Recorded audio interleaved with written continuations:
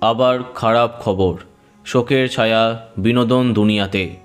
গতকাল ভোরে মর্মান্তিক সড়ক দুর্ঘটনায় শেষ নিঃশ্বাস ত্যাগ করলেন জনপ্রিয় বর্ষিয়ান অভিনেতা সন্তোষ নায়ার।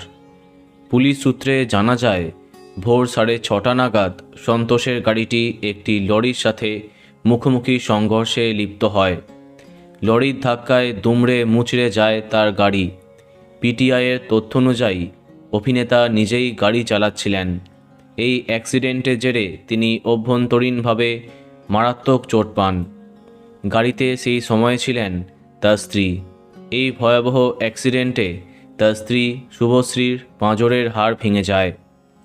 দুজনকে এরপরে দ্রুত কাছের হসপিটালে নিয়ে যাওয়া হয় এবং বিকেলের দিকে চিকিৎসকরা তাকে মৃত বলে ঘোষণা করে।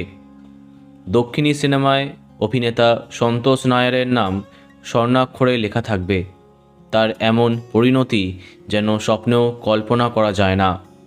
1982-তে ইথু নাঙ্গালুদে ছবির মাধ্যমে ডেবিউ করেন তিনি।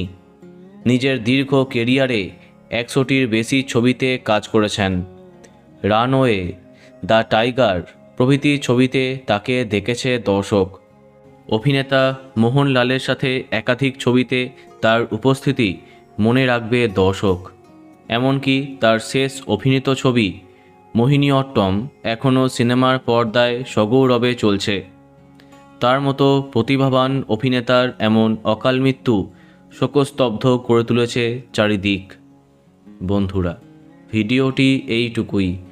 বাংলা বিনোদনের অন্যান্য খবর পেতে সাবস্ক্রাইব কারেন্ট পজ। ধন্যবাদ।